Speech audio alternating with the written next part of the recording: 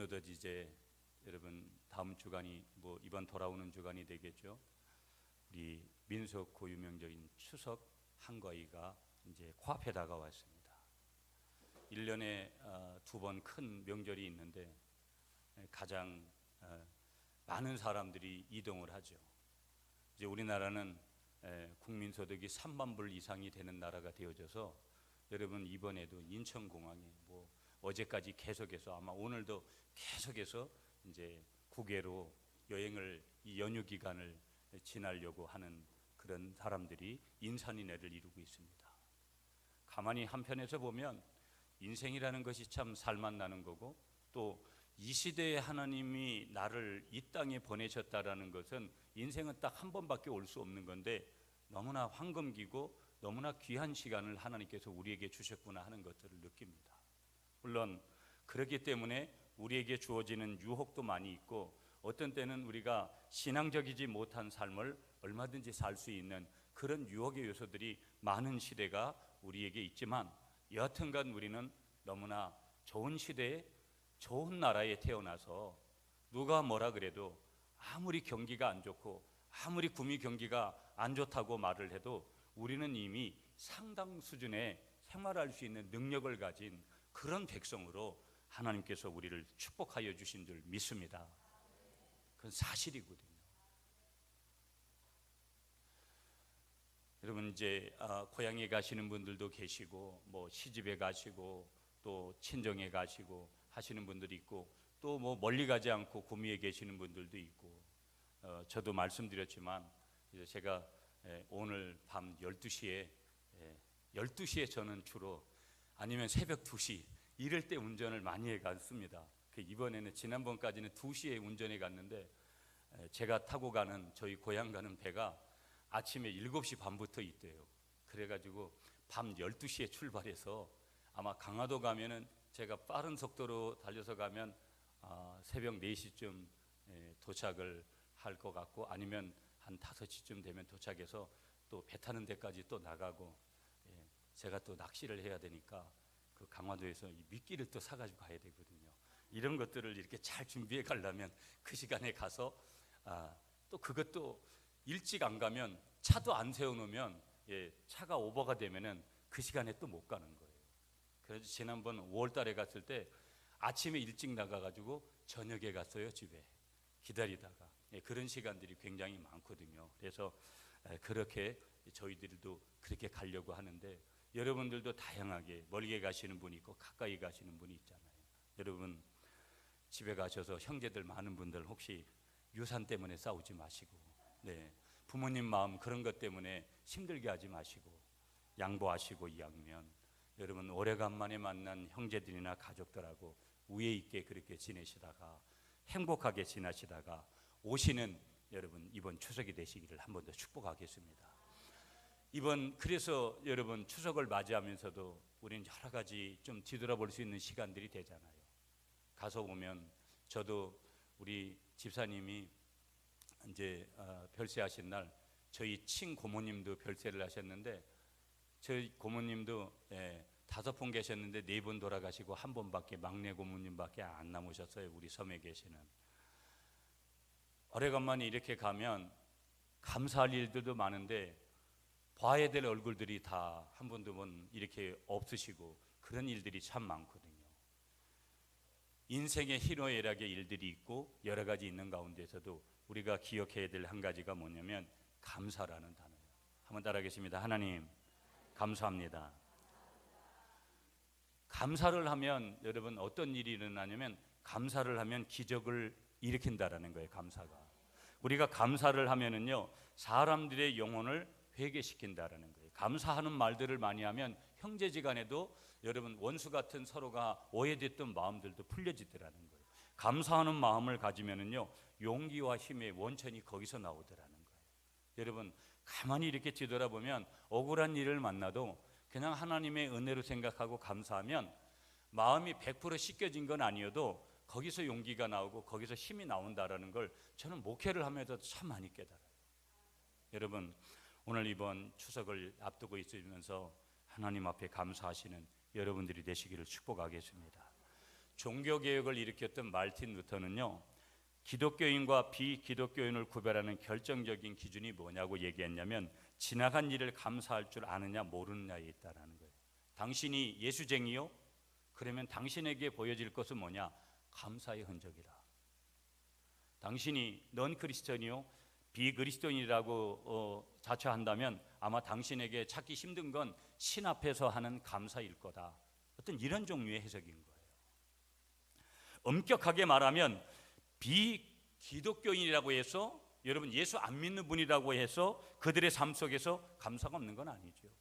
인간적인 감사도 얼마든지 있는 것이죠. 다른 점이 있다면 다만 얼마나 어떻게 감사하느냐의 양과 방법의 차이가 분명히 있는 거예요. 분명히 있는 것이죠.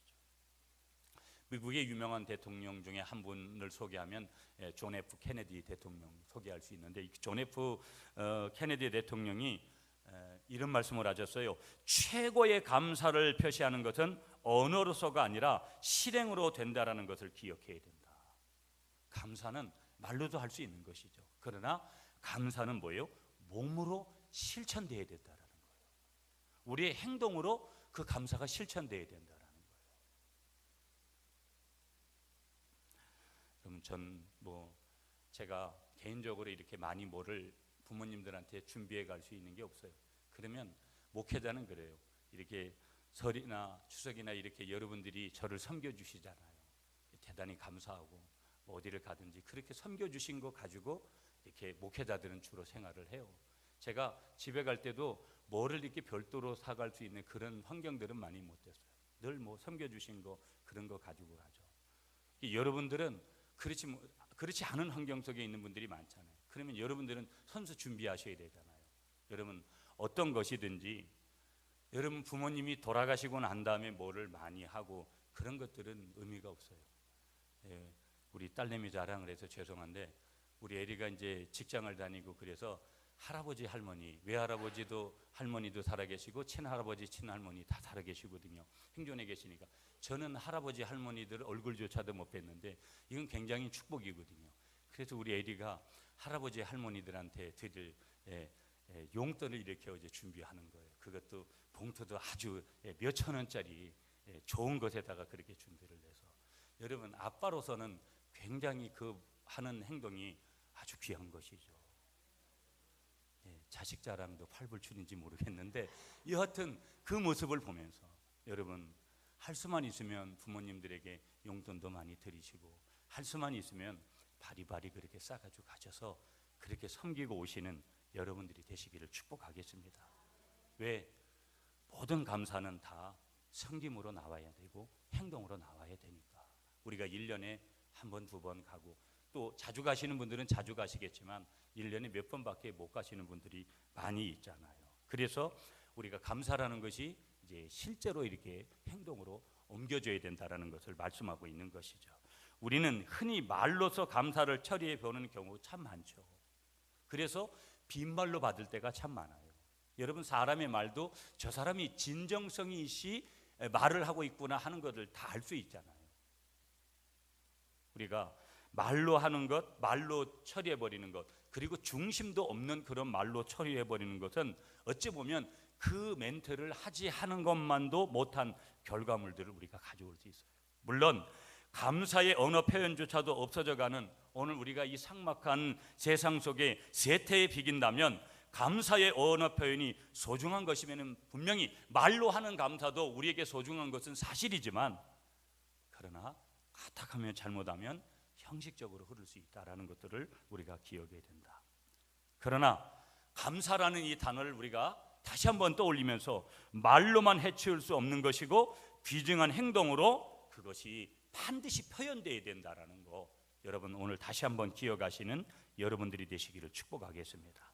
그래서요 감사하는 마음, 표현되는 언어 그리고 감사하는 행동이 우리가 바를 때 거기에 뭐가 형성이 되는 거냐면 이제 올바른 감사가 저와 여러분들에게 이렇게 생긴다라는 거예요. 여러분 오늘 본문이 뭐냐면 바울 사도가 예수 믿는 예수쟁이들이 마땅히 오늘 성경에 보시면 여러분 오늘 본문 13절로 가서 데살로니가후서 2장 13절 다 같이 한번 읽겠습니다. 시작.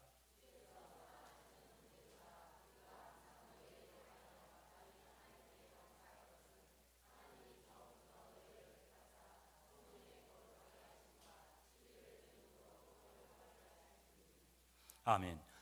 여러분, 오늘 마땅히 어떻게 보면 예수 믿으면서 우리가 살아가는 것은 우리도 불평하고 원망하고 이럴 때가 있잖아요. 그러나 예수 믿는 사람들이 가져야 될 것은 뭐냐면 우리가 항상 감사하는 마음을 가져야 될 줄 믿습니다. 항상 기뻐하라, 쉬지 말고 기도하라, 범사에 감사해라.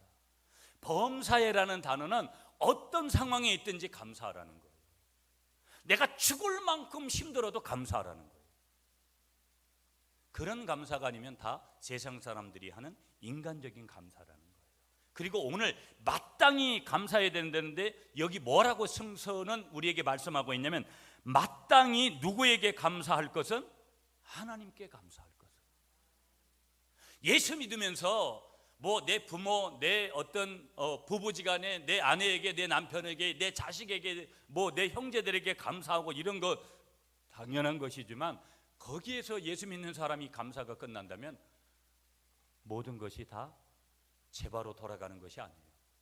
원칙선상에서 가지는 감사가 아니라는 거예요. 성경이 말하는 올바른 감사는 첫 출발이 어디에 되느냐? 하나님께 감사해야 될 줄 믿습니다. 내가 하나님 앞에 감사하고 그 다음에 나를 낳아주신 부모님에게, 내 아내와 내 남편에게, 내 형제들에게, 내 자식들에게, 이런 절차들이, 내 지인들에게 이런 절차들이 있다는 거예요. 여러분, 이번 추석을 맞이하면서 10월이 되면서 첫 주일에 하나님을 향한 참된 감사의 중요성과 하나님을 향한 참된 감사를 표현하시는 여러분이 되시기를 한 번 더 축복하겠습니다. 그래서 오늘 여러분하고 나눠야 될 몇 가지의 내용은 뭐냐면 감사할 이유가 뭐냐, 뭐 때문에 감사를 해야 되느냐, 뭘 감사해야 되느냐, 이거 몇 가지를 좀 볼게요. 여러분, 오늘 본문 13절을 좀 중심에서 볼 건데요, 13절을 다시 한번 읽어주시기 바랍니다. 시작.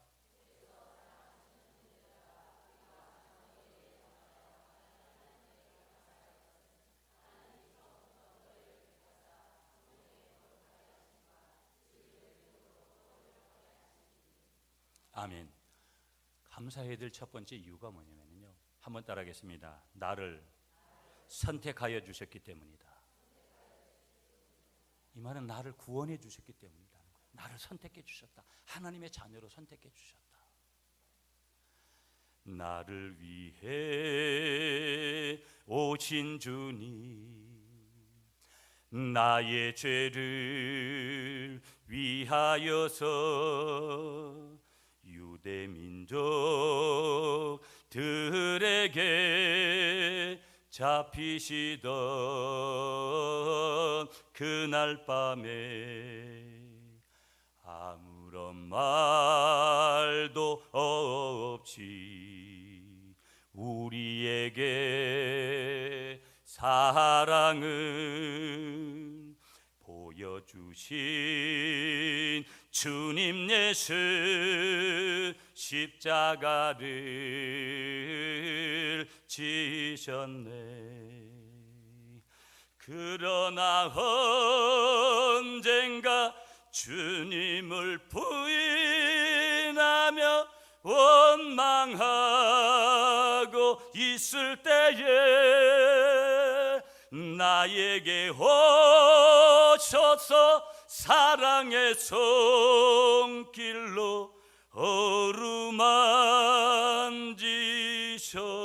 어루만지셨네.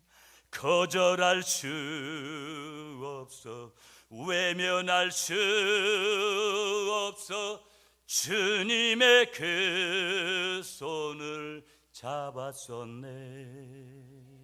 주님의 사랑에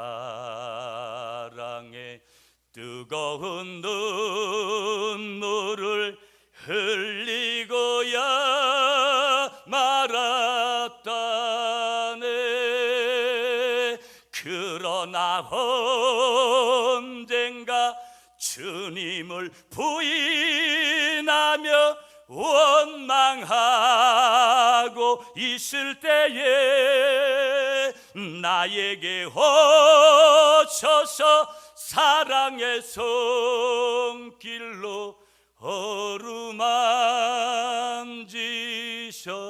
어루만지셨네.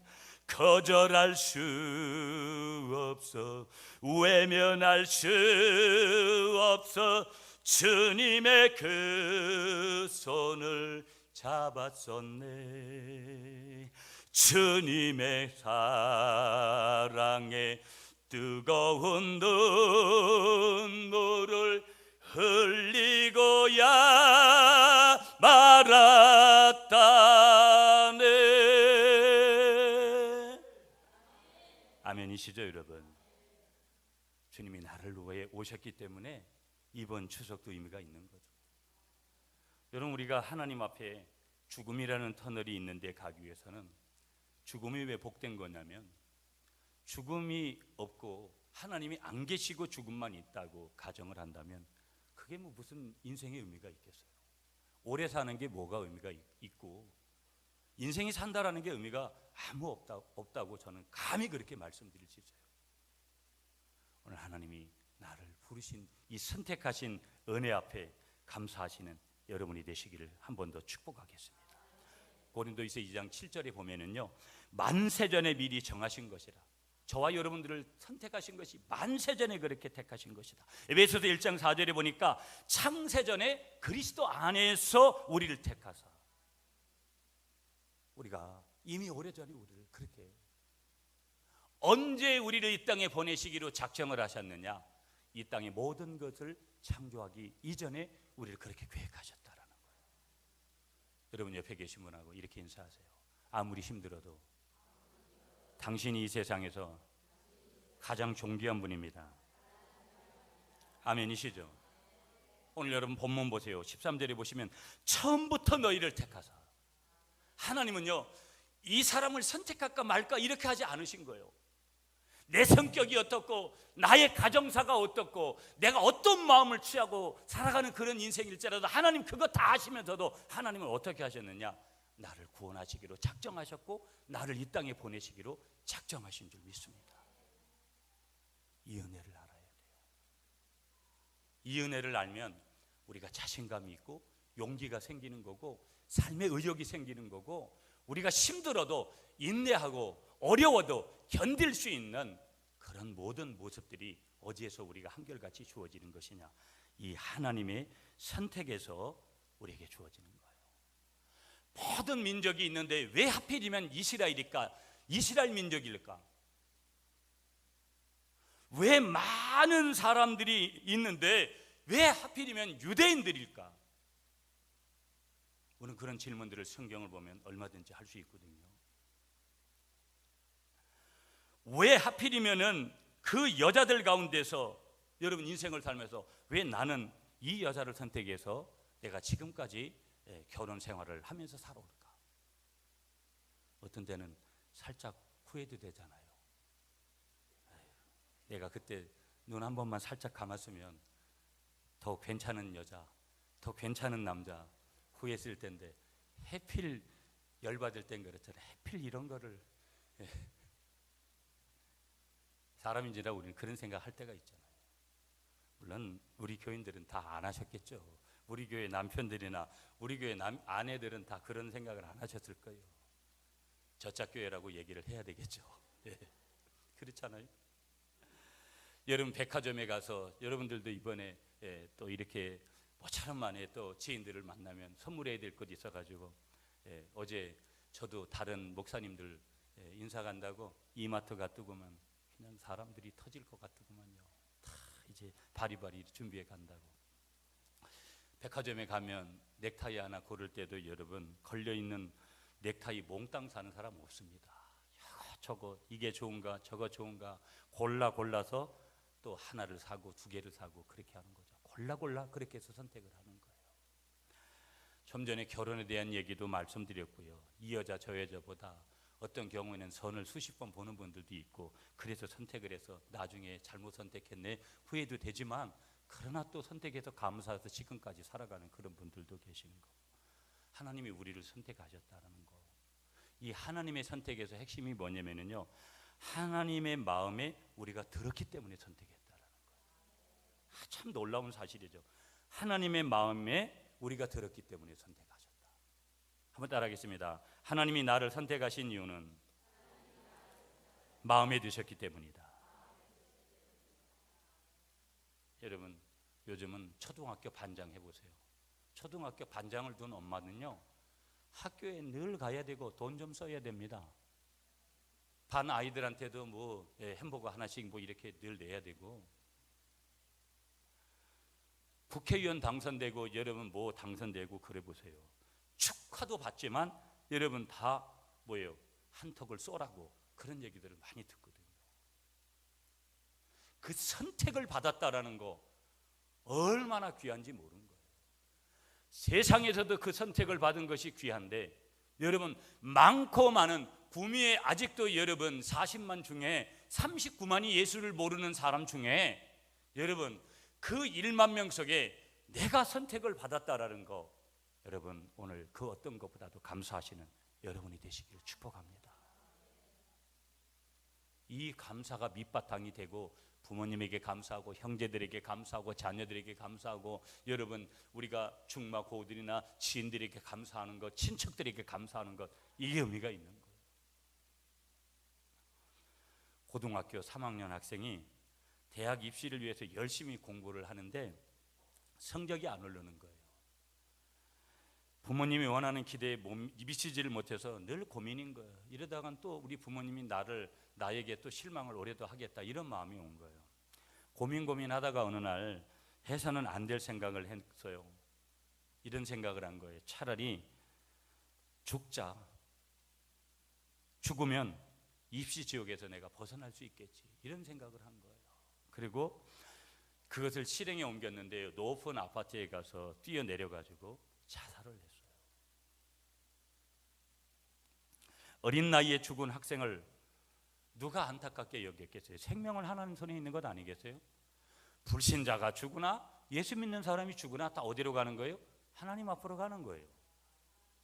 그래서 하나님이 바로 지옥에 보내기를, 그래서 하나님이 이때 마음이 조금 약간 흔들리셨나 봐요. 그래서 학생에게 천국과 지옥 중에 선택하는 곳으로 보내주겠다고 한 거예요. 이때 죽은 고3 학생이 이렇게 행하시는 하나님에게 이런 질문을 했다라는 거예요. 하나님, 어디가 미달인가요? 이런 얘기를 했다는 거예요. 천국이 미달인가요? 지옥이 미달인가요? 나는 미달인 곳에 가고 싶다라는 거예요. 여러분, 우리는 미달돼 가지고 선택받은 백성이 아니에요. 경쟁률이 구미만 해도 여러분 39만이 하나님이 아직 안 부르셨어요. 부르신 1만 명 안에 우리가 선택받은 거예요. 이 선택에 감사하시는 여러분이 되시기를 축복하겠습니다. 두 번째 13절로 다시 가서 읽어주세요. 시작.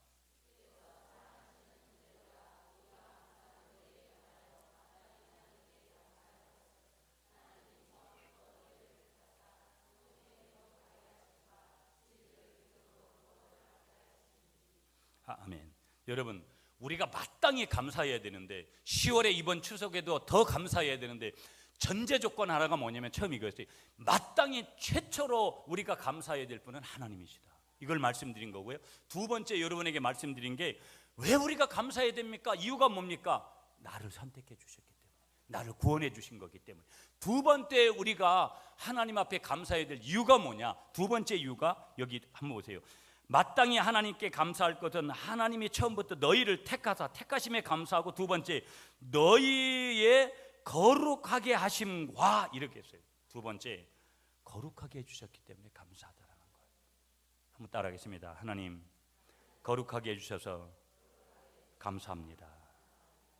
인간은요, 두 가지의 가능성을 가지고 있다라는 거예요. 첫째는 천사가 될 가능성이 내 안에 있고요, 두 번째는요, 악마가 될 가능성이 내 안에 있다라는 거예요. 인정을 안 하시나 봐요. 나는 꽃같은 천사인데 내가 어찌게 악마가 될 수 있냐고. 혹시 착각하시면서 사시면 안 되고, 그 하나님이 인정하시는 마음이 돼야 되거든요. 네가 거룩하냐? 내가 거룩하기 때문에 너도 거룩해라.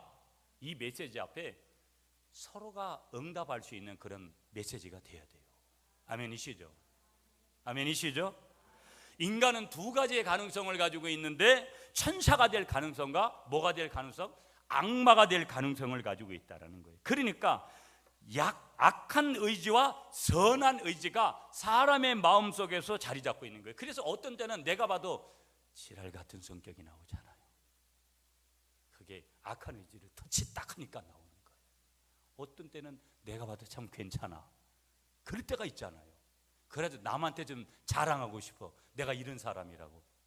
여러분, 악마 같은 그런 것들은 숨기지. 절대 내가 성질내고 열내고 남한테 막 저기하고 나쁜 짓 하고 나 이런 짓 했어 이렇게 자랑하는 사람 없어요. 묘한 거거든요. 자연스러운 거예요. 선한 의지가 있고 악한 의지가 있고 천사가 될 가능성이 있고 악마가 될 가능성이 있다. 그래서 사도 바울은요, 로마서 7장 22절 23절에 보면 이렇게 우리에게 말씀을 전해주고 있어요. 내 속 사람으로는 하나님의 법을 즐거워하되 내 지체 속에서 한 다른 법이 내 마음의 법과 싸워 내 지체 속에 있는 죄의 법 아래로 나를 사로잡아 오는 것을 보는도다. 내가 예수 믿는 마음으로 살아가다가도 어느 날 내 속에 다른 법이 너 예수 믿는 법으로 살지 마라 이렇게 하고 나를 끌고 가는 그런 또 다른 법이 내 안에 있더라는 거예요. 질색하는 거죠. 그때 보면 수십 날 금식하고 우리가 기도했던 모든 은혜가 완전히 그냥 쏟아지는 마음 같은 그런 마음이 느껴지죠. 내가 이렇게밖에 안 되는 인간이었나, 이런 거 느낄 때 있잖아요. 이런 거 우리에게 있더라는 거예요.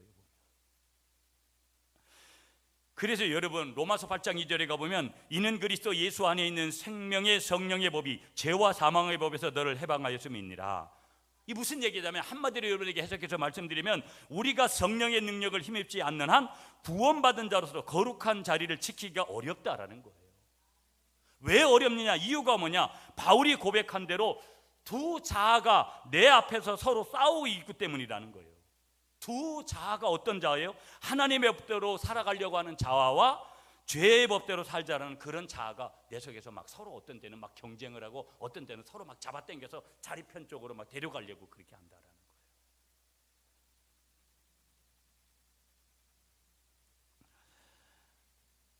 여러분, 추석이니까 추석에 대한 얘기를 자꾸 좀 해야 되잖아요.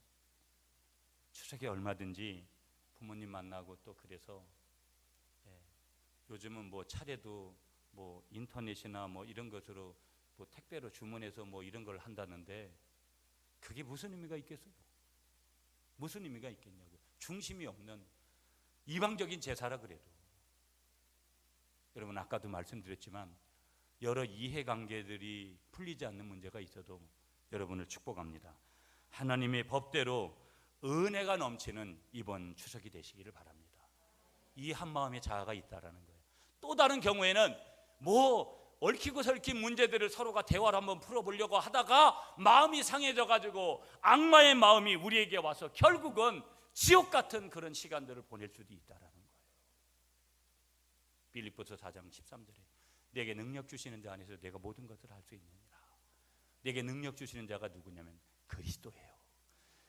예수님께서 흘리신 십자가의 능력으로 이번 추석에 여러분의 거룩을 가족들에게 표현해 보이시는 여러분이 다 되시기를 한 번 더 축복하겠습니다. 세 번째, 13절에 주시는 우리가 감사해야 될 이유 세 번째, 여러분 그 다음에 보세요. 너희를 택하사 성령의 거룩하게 하심과 그 다음에 뭐냐? 진리를 믿음으로 구원을 받게 하심이라. 한번 따라하겠습니다. 믿음으로 구원을 얻었기 때문이다. 러시아의 대문호였던 톨스토이는요, 이런 말을 우리에게 전해줬어요. 믿음은 삶의 힘이다. 아멘을 안 하시는군요. 한번 따라하겠습니다. 믿음은 삶의 힘이다. 뭐로 세상을 이기겠어요? 이 세상을 돈으로 메꾸면서 살 수 없어요. 내가 배운 거, 내가 경험한 거 다 좋은 거지만 그런 거로다 다 모든 것들이 되지를 않아요. 하나님은 그런 거 보지 않습니다. 하나님은 딱 보시는데 우리에게 믿음을 보시고 그 믿음을 통해서 이기라는 거예요. 믿음은 이기는 거예요, 여러분. 믿음은 반드시 이기는 거예요. 믿음은 최후까지 이기는 거예요. 그러나 우리가 가진 어떤 것은, 그것은 물질이든지 명예든지 사람이든지, 그것은 한시적으로만 해요. 누구에게 도움을 청해 보세요. 한두 번은 해줘요. 세 번째쯤 가면 또 왔냐 그래요. 그리고 그 다음부터는 뭐라 그래요? 노. 형제지간에도 여러분 한 번 가서 손 내밀어서 여러분 좀 도와달라고 두 번 그릴 수 있어요. 세 번 그릴 수 있어요. 여러 번 가서 그러면 그 다음부터 뭐예요? 노. 피를 나는 형제도 안 된다 그래요. 우리 하나님은 그렇게 말한 적이 없어요. 우리 하나님은 믿음만 보여주시면, 믿음의 카드만 제시하면 우리 하나님은 오케이, 늘 들어주시는 우리 아버지 하나님이신 것을 믿으시기 바랍니다. 그 믿음으로 우리가 구원을 얻게 된 것이고요, 믿음으로 그래서 우리의 삶의 현장에서 죽어서도 우리가 천국 가는 그러한 구원을 얻게 되지만, 우리의 삶에서 우리가 사업을 하든 무엇을 하든 직장 생활을 하든 어느 곳에 무엇을 하든지 우리가 구원을 받는 그 역사는 하나님 앞에서는 다른 조건이 없어요. 학벌 좋게 와서 나한테 나와라, 그렇게 말씀하시지 않았어요. 믿음만 가지고 나오면 하나님은 모든 것들을 구원해 주시는 거예요. 그런데 전제 조건이 하나 있어요. 여기 여러분 보세요. 진리를 너희 안에 택하사 성령에 거룩하게 하심과 진리를 믿음으로 구원을 받게 하십니다. 그러면 전제가 하나 있는 거예요. 진리를 믿어야 돼요. 그럼 진리가 뭐겠어요? 한번 따라하겠습니다. 진리는 예수님이다. 십자가라는 거예요. 진리는 복음이라는 거예요. 복음이 되신 진리, 십자가가 되신 진리, 예수님이 되신 진리 안에서 우리가 믿음을 가지면 우리가 이 땅에 사는 동안에도 모든 것을 믿음으로 이기게 될 줄 믿습니다. 그리고 천국에 가서는 영원한 안식을 우리가 누리게 되는 거예요. 여러분, 사람을 믿고 살면 안 돼요. 사람은 그저 사랑하는 거예요. 나를 낳아주신 부모님도 사랑하고, 형제들도 사랑하고, 남편도 사랑하고, 아내도 사랑하고, 자식도 사랑하는 거예요. 그러나 그들을 믿으니까 결국은 실망을 하고, 결국은 그 실망이 나중에는 관계가 깨어지고, 관계가 깨어지다 보니까 결국 엉뚱한 행동에까지 이르게 되는 거예요. 진리는 하나밖에 없어요. 진리는 예수님이에요. 진리는 복음이에요. 진리는 십자가예요.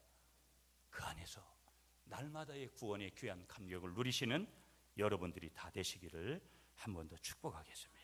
자, 여러분 마지막 한 가지만 보면서 이제 말씀을 마칠게요. 16절로 가겠습니다. 16절 말씀 다 같이 시작.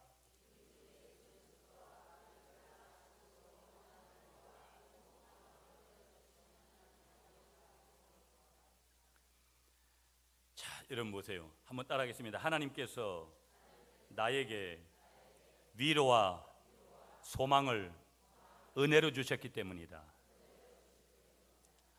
사람이 위로를 받은들 얼마나 되겠어요? 사람의 위로는요, 늘 또 다른 갈증을 불러와요. 이번에 이만큼 위로해주면 다음에 저만큼 위로 안 해주면 실망을 도로 해버려요. 계속 증감이 되는 거예요. 사람을 향한 것들은.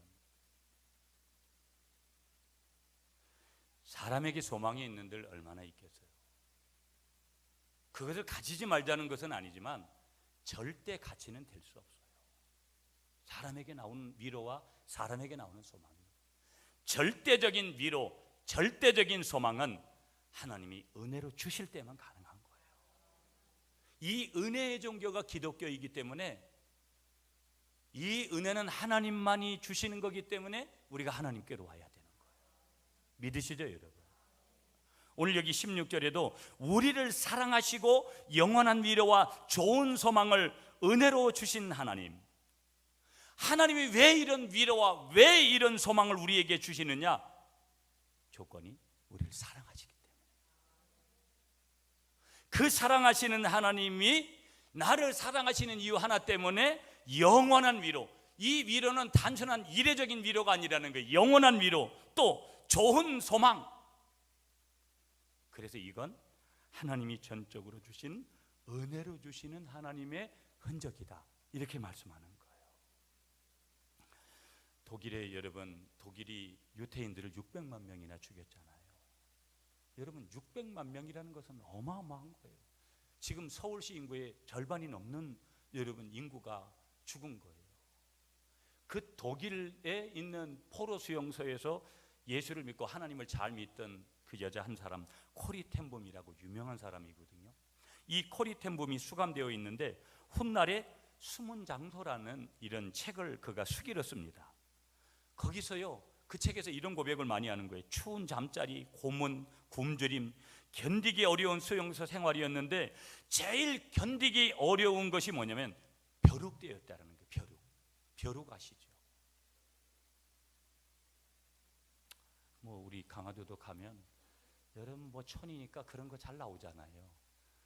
그러니까 우리 집사람은 그런 거에 좀 그래도 좀 덜 그냥 가서 주워버리는 타입인데 우리 재수씨 같은 경우는 좀 그런 거에 더 이렇게 예민한 것 같아요. 이렇게 보면 그런 분들이 있잖아요. 촌에 집에 가면 그렇잖아요. 보면 그런 것들이 이렇게 나오고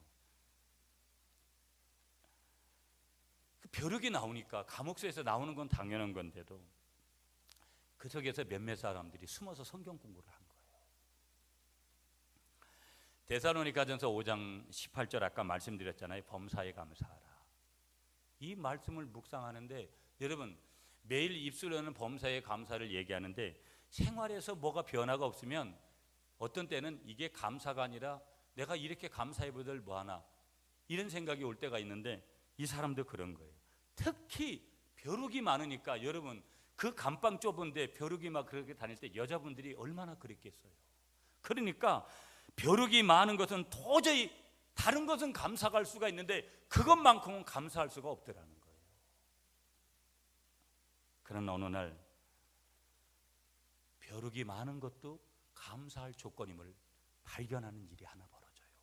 그게 뭐냐면 깜빵을 이렇게 감시하던 그 병사들이요 자기들끼리 밖에서 이렇게 얘기하는 거예요. 깜빵 안에 벼룩이 많아서 들어가기가 끔찍하단 말이야. 이런 얘기를 서로가 주고받는 거예요. 밖에서 슬슬 우리가 그냥 적당하게 지키는 게 좋겠어 이런 얘기까지 하는 걸 들은 거예요. 그 순간 벼룩 때문에 원망하고 불평하던 그들은 벼룩을 보내주신 하나님 앞에 감사했더라는 거예요. 이유가 뭔지 아세요? 거기 안에서 성경 공부하다 들키면 바로 사형이에요. 그런데 마음 놓고 성경 공부를 할 수 있는 거예요. 물론 여전히 벼룩이 왔다 갔다 하지만 편안하게 마음 놓고 성경 공부를 할 수 있어서 그들은 감사했다라는 거예요.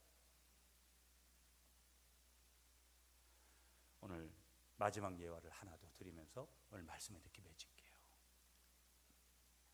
레나 마리아라는 스웨덴의 가스펠 가수가 있어요. 우리나라에는 책이 한 권 나와 있는데 발로 쓴 내 인생의 악보다 그 책을 쓴 주인공이에요. 노래하는 천사, 장애를 극복한 불굴의 의지, 세계 장애인 선수권 금메달리스트, 이 레나 마리아에게 붙어있는 수식어예요.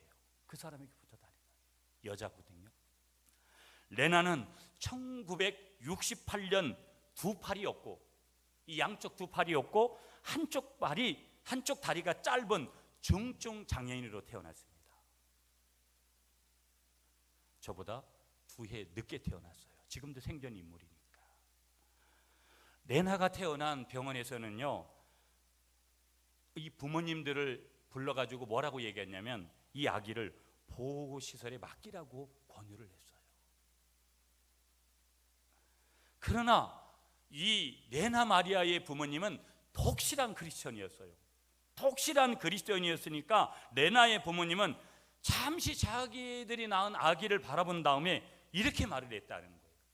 이 아이도 하나님이 주신 아이입니다. 이 아이에겐 가족이 필요합니다. 그리고 이 레나를 자기 집에서 계속 키웠다는 거예요. 레나는 하나뿐인 오른발로 글을 쓰고 오르간을 연주하고 뜨개질을 하고 자동차를 운전하고 젓가락질까지 한다는 거예요. 양쪽 팔이 없으니까 발로 하는 거죠. 스웨덴 국가대표 선수가 되어서 장애인 수영 선수권 대회에서 4개의 금메달을 땄다라는 거예요. 레나가 이렇게 고백을 합니다. 여러분, 이 고백을 마지막으로 읽어드리면서 오늘 설교를 마칠게요. 지금의 나는 스웨덴이라는 선진 복지 국가에서 태어난 것과 독립적으로 자라게 해주신 부모님 덕분입니다. 그러나 내 인생에서 가장 중요한 것은 하나님이 나를 사랑하신다는 믿음입니다. 나는 여러분과 아무것도 다를 것이 없습니다. 나는 오른발로 무엇이든지 할 수 있고 너무도 많은 사랑을 받았습니다. 나는 정말 행복한 사람입니다. 이번 추석 정말 하나님 사랑 때문에 10월에 마땅한 감사를 여기저기 하나님께도 사람들에게도 올려드리는 여러분이 다 되시기를 간절히 축복하겠습니다.